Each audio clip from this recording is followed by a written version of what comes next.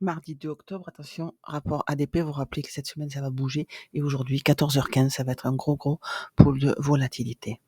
La bougie hebdo, le jeu quand on a une impulsion comme ça qui BOS, je vous l'ai dit hier, c'est de voir si la bougie actuelle nous laisse une imbalance. Ça c'est le weekly. En H4, ça fractale, je n'ai pas mis les graphes à jour comme d'habitude, on va aller voir ce qui s'est passé hier, mais en H4, on a eu un order block ici, on avait nos 3 niveaux et instinctivement, j'ai les yeux en haut de la trend. Que s'est-il passé sur les niveaux de reversal qu'on attendait? C'est ce qu'on va aller voir tout de suite. C'est là que la stratégie en 4 étapes rentre en jeu. On cherche un reversal ou un échec de reversal. Et dans les 2 cas, une fois qu'on a une direction, qu'on a une confirmation, on va se diriger vers la liquidité suivante. Puisqu'on est en H4, pardon, que s'est-il passé? Quand on a cassé ce haut, on a créé ce bas. Donc nous étions dans cette trend et on a une bougie ici qui a clôturé en dessous. Donc qu'est-ce qu'on va chercher? La liquidité suivante. La liquidité suivante, ici on a un market shift, voilà. Mais la liquidité non manipulée, puisque on va voir un petit unité de temps, on est déjà passé dessous, donc attention. Donc la liquidité suivante par rapport au prix actuel, c'est évidemment l'Asian Low ici. C'est le plus bas d'hier ici. Encore une fois, les graphes ne sont pas à jour parce qu'on va aller voir ce qu'on attendait comme confirmation sur les niveaux avec notre reversal ou notre échec de reversal. Mais regardez, la liquidité disponible en dessous de nous, c'est ce volume imbalance, cette imbalance pardon, qu'on a noté hier sur les 19 105. Attention, c'est des CFD et c'est sur Capital. Comme je vous invite à chercher cette imbalance sur votre fournisseur, chez votre fournisseur, les cotations peuvent différer d'un broker à l'autre. Donc voilà pour aujourd'hui, voilà les niveaux. Donc pourquoi on se penche sur ce qui s'est passé hier? C'est tout simplement pour rappeler des concepts et pour un petit peu façonner la manière de penser du SMC, comment on regarde les hauts et les bas non manipulés, la liquidité temporelle et les niveaux clés. Ici, nous avons donc l'ASIAN, Londres, New York. Entre l'ASIAN et Londres, le cours façonne le setup de la matinée. Pareil pour le range du déjeuner, ça nous indique un petit peu ce qui va se passer l'après-midi. Ce niveau-là, ce grand mouvement-là, je vous rappelle qu'il a été initié par les chiffres allemands. Les chiffres allemands, on a parlé début de semaine un petit peu.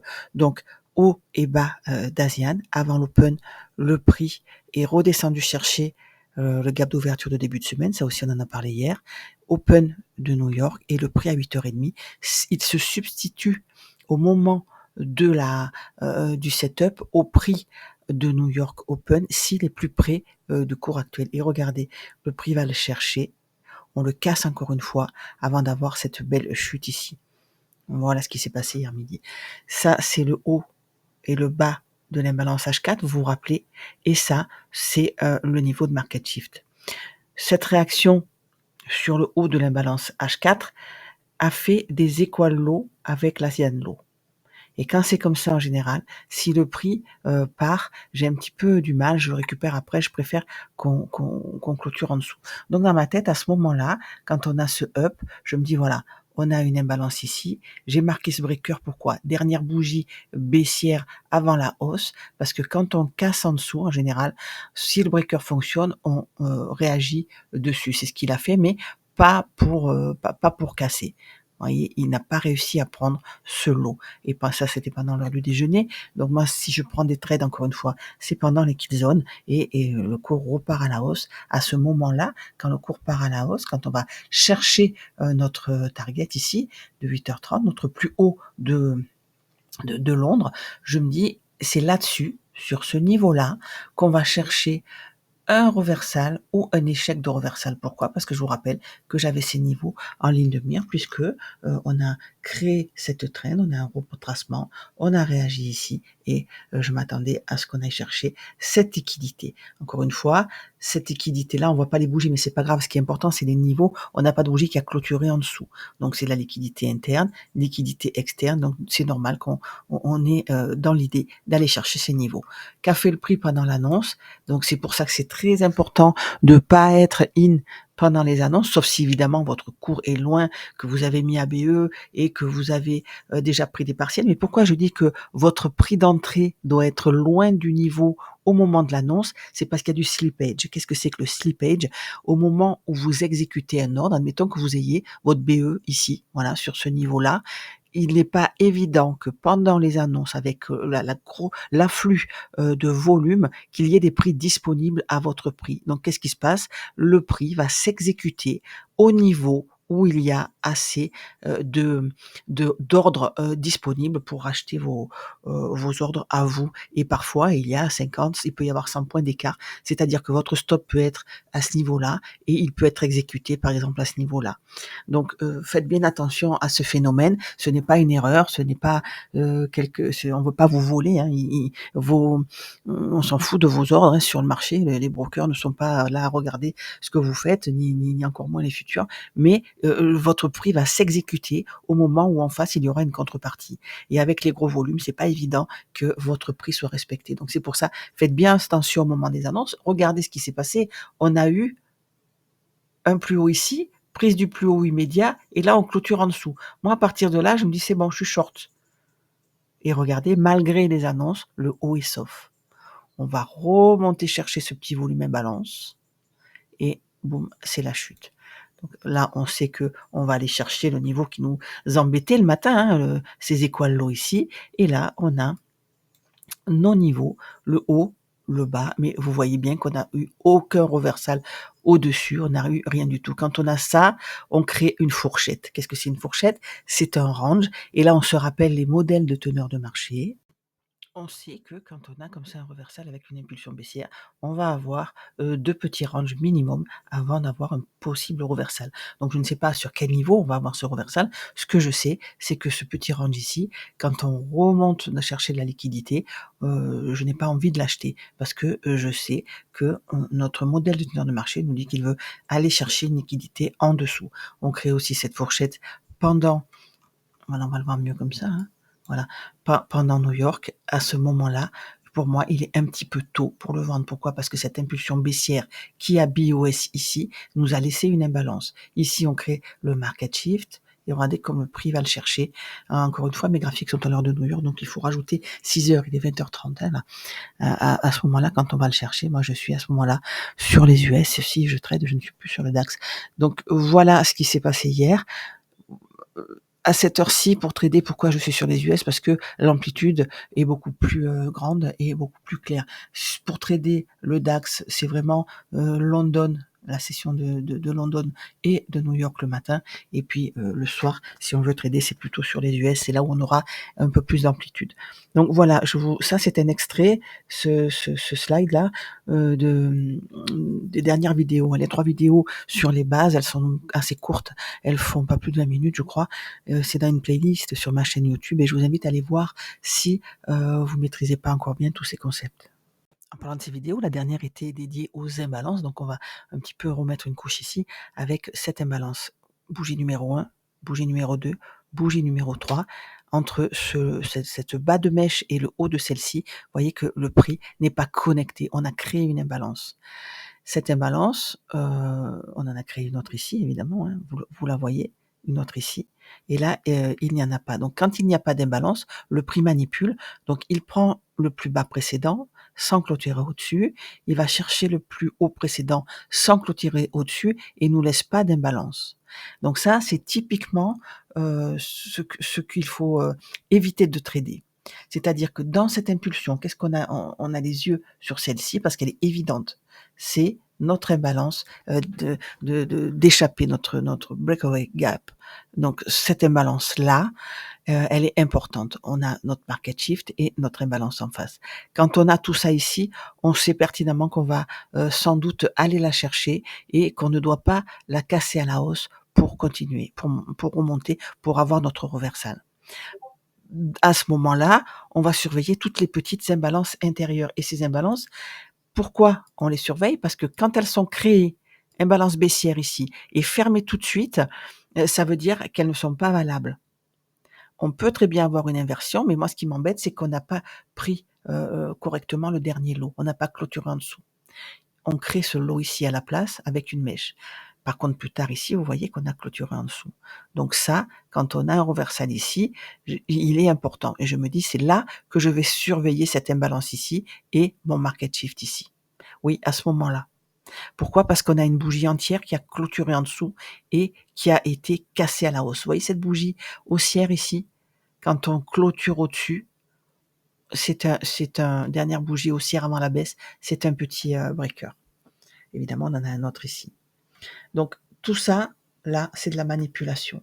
On crée des mèches, on va chercher les plus hauts, les plus bas, on n'arrive pas à clôturer en dessous, on sait que c'est un range et que le prix doit aller faire chercher toute sa liquidité. Très souvent, il est rapatrié sur le point médian, sur l'équilibrium de ce range-là. Et donc, nos imbalances nous indiquent quoi? Elle est fermée tout de suite, on est toujours dans la manipulation. Elle est fermée tout de suite, on est toujours dans la manipulation.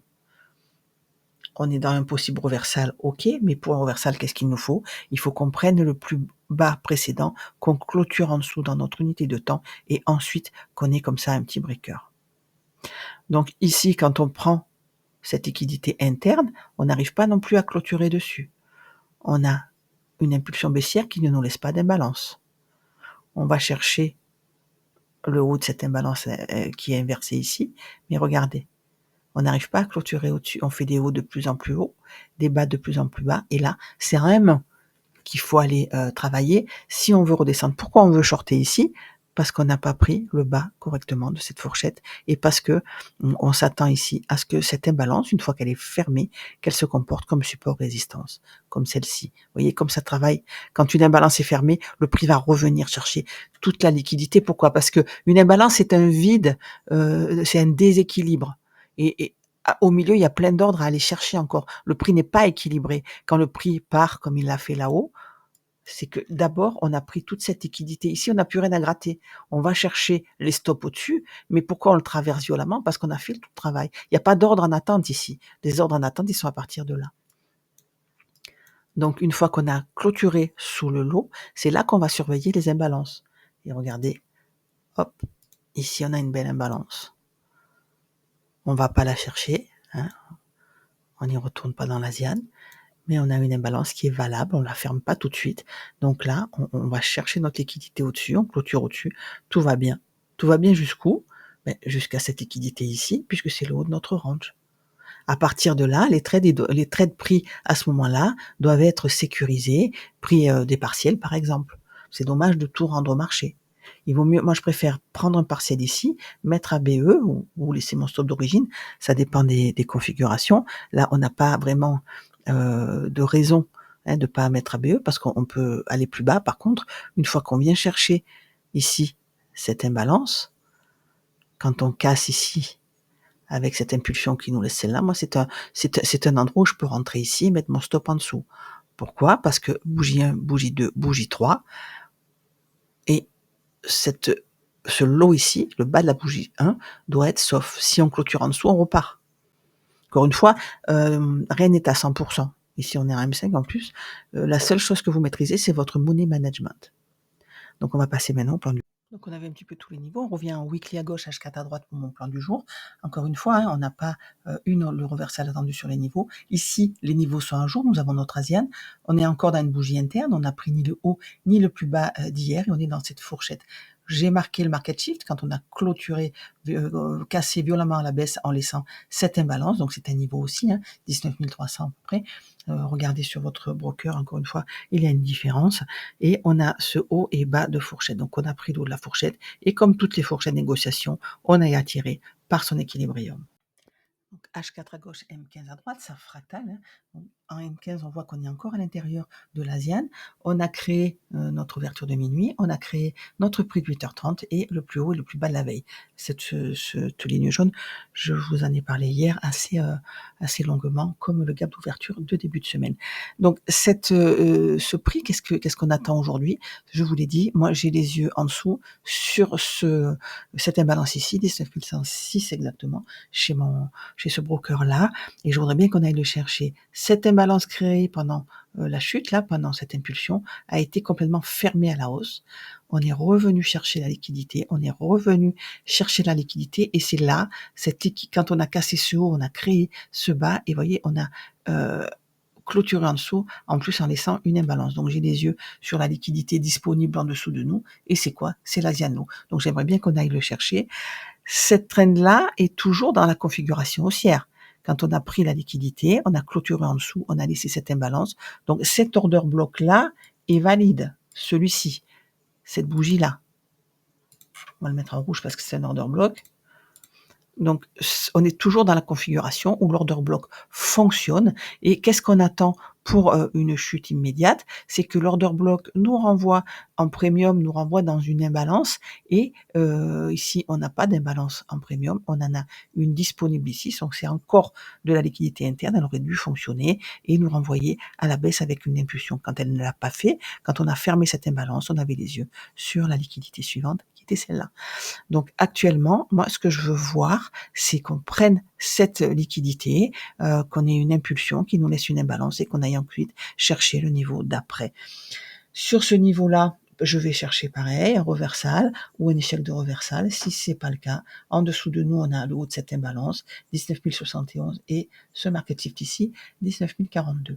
Et on fait comme ça sur chaque imbalance. C'est pour ça que je prends des partiels, c'est pour ça que je mets un BE, c'est pour ça que je rentre tranquillement, sans me prendre la tête, parce que j'ai ma stratégie et que je lui fais confiance.